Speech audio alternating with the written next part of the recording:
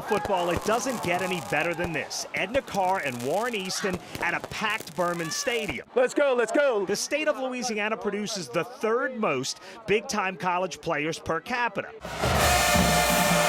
Carr has 20 Power 5 conference signees in the last decade. That's the most in Louisiana, meaning nowhere in the country will you see a talent level better than this game. Elite players, terrific coaching staffs, and Hey, let's have a good game, right? an A-list team of officials. Skip Chatelaine made sure to put a Superdome caliber crew in place for this game. Skip schedules which officials work which games in the New Orleans district. There are 10 districts across the state. It's complete. Skip has spent 21 years in the stripes, but tonight he's watching and evaluating. You know, this is going to sound silly, but as an official coming out the tunnel with the team, I get the same rush as an official as I did when I was playing. These guys are all out here because they love doing it. You certainly don't get rich as a high school official. Most of these guys are making $95 tonight. If you're doing this for the money, you're in the wrong business. Brian Lesh was on the sidelines for 45 years. He's making $50 to run the clock at Berman Stadium. And like all the guys who do it, he just loves it. I remember a state championship game a few years ago when it was all over in the dome. We walked off, we just all hugged each other. I mean, it was just the greatest feeling in the world to work a game and do that. But the problem is fewer guys want to do it. I think the problem has been around for quite a while. It's been sort of quietly ignored.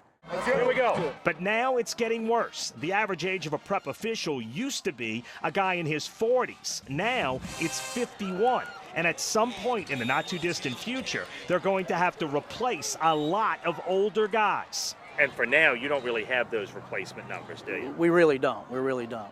Skip Chatelaine and company are actively recruiting the next generation. Every game's an adventure. Something happens at every game. Alex DeSherry is Louisiana's youngest official. He's a 19-year-old UNO student, and he's found his passion. Do you expect to still be doing this in 10 years? Oh, most definitely. And I also have aspirations of doing it in the collegiate level, and if that door opens up, hopefully the NFL. For this game, Alex is on the chain crew, but he does officiate other games. In the past, inexperienced guys wouldn't be put on the field so quickly.